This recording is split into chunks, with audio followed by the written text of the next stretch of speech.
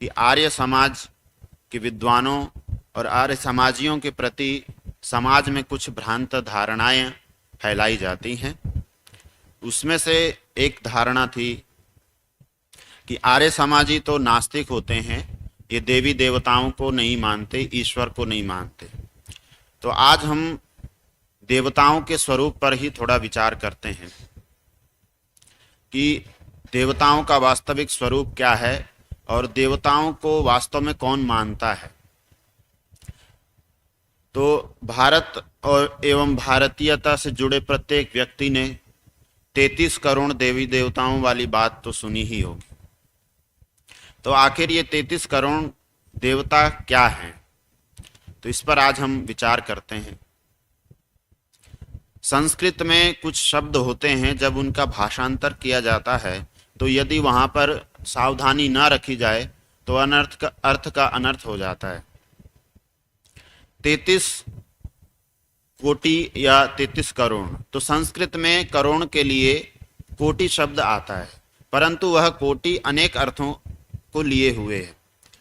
तो इस 33 कोटि देवताओं के स्वरूप को महर्षि दयानंद सरस्वती जी ने सत्यार्थ प्रकाश में भी बताया है। तो किस कारण से यह 33 करोड़ देवी देवताओं की परिकल्पना हो गई, इस पर हम विचार करते हैं।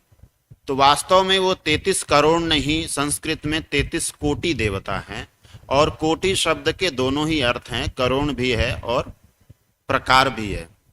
तो वो 33 कोटि जो प्रकार अर्थ में कोटि शब्द था, उसको कुछ अविवेकी लोगों ने या तो अविद्या के कारण अथवा किसी स्वार्थ के कारण कोटि का जो प्रकार अर्थ था उसको नहीं किया, उसको छोड़ दिया और करोड़ अर्थ ले लिया, जिससे ये सारी भ्रांति उत्पन्न हुई। तो वो 33 कोटि अर्थात तो 33 प्रकार के देवी देवता हैं। ये देवताओं का एक प्रकार है, एक गणना है। तो वे 33 प्रकार के देवी देवता कौन हैं, इसका वर्णन महर्षि दयानंद जी करते हैं। इसमें से 8 वसु होते हैं, अर्थात पृथ्वी, जल, अग्नि, वायु, आकाश, सूर्य, चंद्र और नक्षत्र। ये 8 वसु हैं। 33 देवताओं में से ये 8 हैं। उसके बाद हैं 12 आदित्य होते हैं। 12 आदित्य जो हमारे 12 महीने होते हैं वर्ष भर में, चैत्र, वैशाख, ज्येष्ठ, आषाढ़ आदि, अथवा सौर मास में भी मधु माधव को भी लिया जा सकता है। तो जो 12 मास हैं वे 12 आदित्य हैं। 12, 8 और ये 20 हो जाते हैं। उसके बाद में 11 रुद्र देवता होते हैं। रुद्र इसलिए होते हैं क्योंकि वे रुलाने वाले होते हैं। ये रुद्र देवता हमारे शरीर में निवास करते हैं। जब ये हमारे शरीर को छोड़ते हैं तो वह जीवधारी, वो शरीरधारी जीवात्मा बहुत कष्ट को प्राप्त होता है, रुदन करता है, इसलिए वे रुद्र हैं। ये 11 रुद्र हैं, जिसमें से कि 10 प्राण हैं। प्राण, अपान, समान, व्यान, उदान, नाग, कूर्म, कृकल, देवदत्त और धनंजय, ये 10 प्राण, और 11वां स्वयं आत्मा है। ये 11 रुद्र हैं। और पहले जो 8 वसु हैं, वे वसु इसलिए हैं क्योंकि वे हमारे वसने में, निवास करने में, जीवन यापन करने में सहायक होते हैं। इसी प्रकार जो आदित्य हैं वे हमारी आयु को सूर्य के समान ले जाने वाले होते हैं, और उस आयु को वो ग्रहण कर रहे होते हैं, कम कर रहे होते हैं, इसलिए वो आदित्य हैं। अब यह 31 देवता हो गए। 32वां देवता है इंद्र और 33वां देवता है प्रजापति। इंद्र अर्थात विद्युत और प्रजापति अर्थात अग्निहोत्र, यह यज्ञ हवन। तो ये 33 कोटि देवताओं का स्वरूप है। तब कोटि का प्रकार अर्थ है, लेकिन हम देख रहे हैं कि यहाँ 33 प्रकार नहीं, हमको तो केवल 33 संख्या दिखाई दे रही है। तो ऐसा नहीं है। जो देवी देवताओं, जिन देवताओं के नाम यहाँ गिने गए हैं, उनके भी अपने अलग अलग प्रकार होते हैं। पृथ्वी एक नहीं है, पृथ्वियां अनंत हैं। मनुष्य की दृष्टि से पृथ्वियां अनंत हैं, और पृथ्वी का जो सूक्ष्म स्वरूप है उसे हम आंखों से नहीं देख सकते। और ऐसे ही जल है, जल का भी जो भौतिक स्वरूप है, जो दृष्टिगोचर होता है, वह भी एक नहीं है। मूलतः जल के परमाणु एक होते हुए भी कुएं का जल अलग है, समुद्र का जल अलग है, और हैंडपंप से जो हम जल निकालते हैं वे अलग है, वर्षा से होने वाला जल अलग है। तो वो जल के कई प्रकार हैं। इसी प्रकार हम सभी देवी देवताओं के लिए समझ सकते हैं। तो ये देवता हैं और इनको इन्हीं रूप में हमें स्वीकार करना चाहिए। अब इनके इन सत्य स्वरूप को ना जान करके, ना समझ करके कुछ अविवेकी लोग इनको चेतनवत व्यवहार करते हैं। इन 33 देवताओं में से केवल एक आत्मा है जो चेतन है, अन्य सभी जड़ देवता हैं। जड़ अर्थात नॉन लिविंग थिंग, अर्थात निर्जीव वस्तुएं। इनको किसी प्रकार का ज्ञान नहीं होता है, परंतु ये हमारे जीवन को प्रभावित करते हैं और इनके बिना हमारा जीवन संभव नहीं है। तो जिनसे भी हम उपकार लेते हैं उनके प्रति हमें कृतज्ञता की भावना रखनी चाहिए, उनका सही उपयोग करना चाहिए। यही उनका देवत्व है और यही उनके देवत्व का सम्मान है। अब इनके ठीक स्वरूप को ना समझ करके लोगों ने सूर्य को भी एक चेतनवत देवता मान लिया, चंद्रमा को भी उस प्रकार से ही मान लिया। इसलिए बहुत सारी भ्रांत धारणाएं समाज में उत्पन्न हुई। तो ये तो 33 कोटि देवताओं का वास्तविक स्वरूप है। परंतु जो धर्मध्वजी लोग, जिनके अंदर धर्म का अभाव है, केवल धर्म की ध्वजा लेकर के समाज में अधर्म और अविद्या फैला रहे हैं और स्वयं अविद्या में डूबे हुए हैं, उन लोगों से मैं ये कहना चाहूँगा, उनके लिए खुला आमंत्रण है कि यदि किसी भी शास्त्र में वेद से लगा करके जितने भी आर्ष ग्रंथ हैं वहाँ कहीं पर भी 33 करोड़ देवी देवताओं के नाम यदि गणना करवा दें तो उनकी बात मानी जा सकती है। अन्यथा समाज को, भारतीय बहुसंख्यक समाज को भ्रांत ना करें, उनको भ्रांति में ना डालें, स्वयं सत्य के मार्ग पर चलें और उन्हें भी सत्य का रास्ता दिखाएं। और देवताओं के अन्य अर्थ भी हैं। देवता शब्द देव शब्द से तल प्रत्यय करने पर बना है और देव ही देवता है, देव एव देवता। तो जो देव है वही देवता है, देव और देवता में कोई अंतर नहीं है। अब हम महर्षि यास्क को देखते हैं कि वो देवता शब्द का क्या अर्थ बताते हैं। वो कहते हैं देवो दानाद वा द्योतनाद वा दीपनाद वा द्युस्थानो भवति। देव किसे कहते हैं? जो दान देने वाला होता है, जो प्रकाशित होने वाला होता है, प्रदीप्त करने वाला होता है, अथवा द्यु स्थान में निवास करने वाला होता है। तो अब यहाँ पर जो देवो दानात्वा कहा है, तो जो मनुष्य अपनी जीवन निर्वहन करता हुआ समाज के उत्तरदायित्वों को भी निभाने के लिए अपने धर्मयुक्त अर्जित धन से कुछ श्रेष्ठ कर्मों में दान देता है, वह भी देव है। ये चेतन देव है। और जो प्रकाशित होते हैं, जो गुण कर्म अथवा जो भी वस्तुएं अपने दिव्य गुणों के कारण प्रकाशित होती हैं, उनको प्राप्त करने की इच्छा समाज करता है, वे सभी देव हैं। देव देवता के अन्य अर्थ भी हमें उपलब्ध होते हैं, जैसे कि यत्र नार्यस्तु पूज्यन्ते रमन्ते तत्र देवताः। यहाँ पर देवता शब्द का अर्थ महर्षि दयानंद जी ने दिव्य ऐश्वर्य, दिव्य संतान और दिव्य गुण कर्म स्वभाव भी किया है।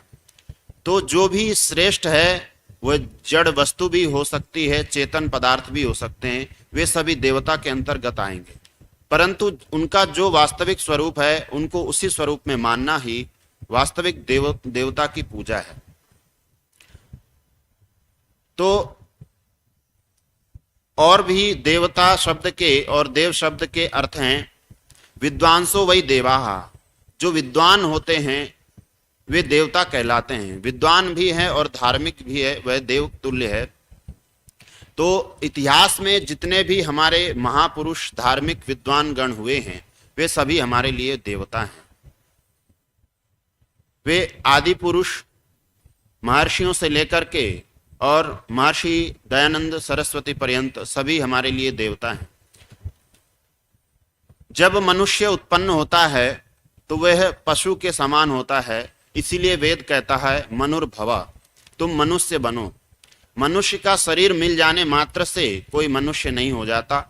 जब व्यक्ति उद्यम करके पुरुषार्थ करके मनुष्यता को प्राप्त करता है, मानवीय गुणों को धारण करता है, तब वह मनुष्य कहलाता है। वही मनुष्य सतत उन्हीं गुणों का अभ्यास करता हुआ, उन्हीं श्रेष्ठ कर्मों का अभ्यास करता हुआ जब अबाध रूप से उन नियमों का, व्रतों का पालन करने लग जाता है, तब वह मनुष्य मनुष्य नहीं रहता, वह देव बन जाता है। तो जितने भी इतिहास में हम देवता देवी देवताओं को देखते हैं, वे ऐसे ही महापुरुष थे जिन्होंने अपने जीवन को मनुष्यों से भी ऊपर उठाया और वे देव कहलाए। देवता के लिए कोई अन्य अलग से शरीर नहीं दिया जाता। पूर्व जन्मों के अनुसार मनुष्यों के जैसा दिखने वाला या मनुष्य शरीर ही प्राप्त होता है। जब वह दिव्य गुणों को धारण करता है तब वह देव कहलाता है। देवता कोई अलग से योनि विशेष नहीं है। जब वही देव उन्हीं श्रेष्ठ कर्मों को, उन्हीं श्रेष्ठ गुणों को धारण करते हुए और अधिक उत्कृष्टता को प्राप्त करता है, तब वह ऋषि की कोटि में आ जाता है, ऋषि कहलाता है। और अंततो गत्वा जो अत्यंत श्रेष्ठतम उत्कृष्टता को प्राप्त कर लेता है, वह जीवन मुक्त योगी कहलाता है, जीवन मुक्त योगी हो जाता है। उसके अनंतर वह इस जन्म मरण के चक्कर में ना आकर के मोक्ष को प्राप्त करता है, अमृतत्व को प्राप्त करता है। तो यह है मनुष्य से देव बनने की और देव से ऋषि और ऋषि से जीवन मुक्त बनने की यात्रा। तो इतिहास में जो हमारे देव हुए हैं, उनको भी हमने ठीक स्वरूप में नहीं समझा और उनके ठीक स्वरूप को ना जान करके उनके गलत स्वरूप को माना, जिसका बहुत बड़ा नुकसान हमें उठाना पड़ा है इतिहास में। गुजरात में एक बालक का जन्म होता है। उस मूल शंकर ने जब शिव की पिंडी पर चूहों को चढ़ते हुए देखा तो उसके अंदर एक उथल पुथल मच गई, एक उत्कंठा जाग गई, मन में अश्रद्धा हो गई। ये कैसा देवता हो सकता है जो अपनी रक्षा स्वयं नहीं कर सकता, वह हमारी रक्षा भला क्या करेगा। यह प्रश्न जब भारत के प्रत्येक बहुसंख्यक समाज के बंधु भगनियों में जिस दिन जाग जाएगा, वैदिक धर्म की रक्षा उस दिन से अक्षुण्ण हो जाएगी। यह प्रश्न हमारे अंदर नहीं जागता और हम अपनी जड़ता से, अविद्या से बहुत प्रेम करते हुए जुड़े रहते हैं।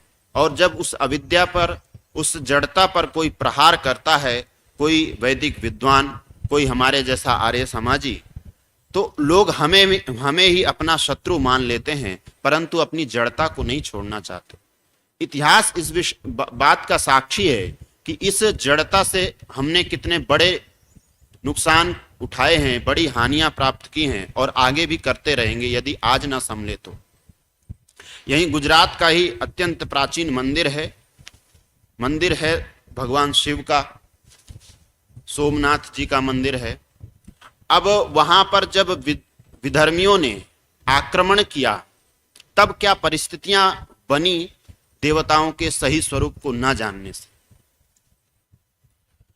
उन्होंने उसी मंदिर के अंदर पूजा करने वाले पुजारियों में से ही एक भोजन भट्ट अत्यंत स्वार्थी पंडित को पकड़ा और वह भोजन का इतना लोलुप था कि श्रेष्ठ अच्छे स्वादिष्ट भोजन के लिए वह कुछ भी कर सकता था। उसको अच्छा स्वादिष्ट पेट भर भोजन कराया और उस धर्म भ्रष्ट, उस पापी ने उस मंदिर की सारी भौगोलिक परिस्थिति बता दी, कहाँ पर कितना धन है, कहाँ पर क्या खजाना है, और सब परिस्थितियां बता दी कि यहाँ सुरक्षा किस प्रकार की है। और उसके आधार पर उन विधर्मियों ने उस मंदिर पर आक्रमण किया, मंदिर की अपार संपदा को लूट लिया और बाद में उसको भी मार दिया कि जो अपने भाइयों का, अपनी कौम का, अपनी जाति का नहीं हो सकता, वो हमारा क्या हो सकता है, और सारी संपदा को लूट करके ले गए। अब वहां पर जड़ पूजा की हानि को हम देखें कि जिस समय उन ब्राह्मणों को, उन पंडितों को क्षत्रियों की उपासना करनी चाहिए थी, अर्थात क्षत्रियों से मंदिर की सुरक्षा की सहायता मांगनी चाहिए थी, और कुछ क्षत्रिय उस मंदिर की सहायता के लिए उद्यत भी थे, परंतु उन तथाकथित ब्राह्मणों ने मना कर दिया कि नहीं, हमें कुछ करने की आवश्यकता नहीं है, स्वयं सोमनाथ, भोलेनाथ, शिव आएंगे, वे ही हमारी रक्षा करेंगे, हमको तो कुछ करने की आवश्यकता नहीं है, वो इन सब का नाश कर देंगे। परंतु क्या ऐसा हुआ? ऐसा नहीं हुआ। और वहां पर जितने भी लोग उपस्थित थे सबकी हत्या कर दी गई और उस मंदिर को जर्जर बना दिया गया। जिसके अंदर अकूट संपत्ति थी वह मंदिर गरीब निर्धन जैसा हो गया। तो इतनी बड़ी हानि हमने देवताओं के ठीक स्वरूप को न समझ करके उठाई, और उन विधर्मियों की धूर्तता भी देख लीजिए कि उस इतिहास को हम ठीक से नहीं जानते, हमारे बच्चों को वो इतिहास ठीक से नहीं पढ़ाया जाता, परंतु वे लोग अपने मदरसों में अपने बच्चों को क्या पढ़ाते हैं। उनके मदरसों में पढ़ने वाले ही एक युवक ने हमें बताया कि उनके मदरसों में यह पढ़ाया जाता है कि उस सोमनाथ के मंदिर के अंदर जो पंडित पुजारी थे वे वहां पर सेवा करने वाली जो युवतियां होती थी या देवदासियां होती थी उनके साथ व्यभिचार करते थे, उनका शोषण करते थे। इस कारण से हमसे सहायता मांगी गई, इसलिए हमने सोमनाथ के मंदिर पर आक्रमण करके उन महिलाओं को, उन दासियों को उनके अत्याचार से बचाया है। ये तो हमने बड़ा नेक काम किया है। मैं समझता हूं कोई भी हिंदू इस बात से अनभिज्ञ ही होगा, परंतु उनके मदरसों में ऐसा पढ़ाया जाता है। अब हमने ही अपने देवताओं को कितना कलंकित किया है। अभी 2 दिन पहले ही एक नया चलचित्र आया है, द केरल स्टोरी। वो आगे समाज ने देखा ही है और आगे भी हम देखेंगे कि क्या समाज में हो रहा है। वहां पर कुछ मुस्लिम लड़कियां हिंदू लड़कियों से ऐसा पूछती हैं कि तुम कौन से देवता को मानती हो, कौन से भगवान को मानती हो, आज तक तुमने बताया नहीं। तो उसने बताया कि हम तो शिव को मानते हैं, भगवान शिव को। तब तुरंत ही वहां पर उन मुस्लिम लड़कियों ने उसको उत्तर दिया कि तुम कैसे ईश्वर को मानती हो जो अपनी पत्नी की मृत्यु हो जाने पर एक सामान्य लोगों के समान विलाप कर रहा है, रो रहा है, वो कभी भगवान हो ही नहीं सकता। अब यदि वहीं पर कोई दूसरी आर्य समाजी लड़की वहां पर होती तो उसको, एक तो उस मुस्लिम लड़की की ऐसी बात कहने की हिम्मत नहीं होती, साहस नहीं होता, और यदि फिर भी कहती तो उसका ठीक ठीक उत्तर वहां मिल जाता। अब ये जो आक्षेप वहां पर किया गया, कोई भी तथाकथित धर्मध्वजी धर्मगुरु आजकल इस प्रश्नों के उत्तर देने में समर्थ नहीं है। क्यों? क्योंकि हमने ही अपने महापुरुषों के चरित्रों को कलंकित किया है। आप भागवत आदि पुराणों को उठा करके देख लीजिए, वहीं पर ऐसे महापुरुष शिव जी के चरित्र को इस तरह कलंकित किया गया, उनको अत्यंत कामी बताया गया, जबकि एक तरफ हम ये मानते हैं कि वे आदि योगी थे। उसी प्रकार श्री कृष्ण जी के चरित्र को कलंकित किया जा रहा है और एक तरफ हम मानते हैं कि वे योगी राज थे। तो इस तरह हम अपने ही देवी देवताओं को स्वयं कलंकित कर रहे हैं, और स्वयं जब कोई विधर्मी उन पर कोई प्रश्न उठाता है, आक्षेप करता है, तब हम उनका उत्तर देने में समर्थ नहीं होते। तब एक और एक मात्र कोई मार्ग होता है, वह आर्य समाज का होता है, वैदिक विद्वानों का होता है।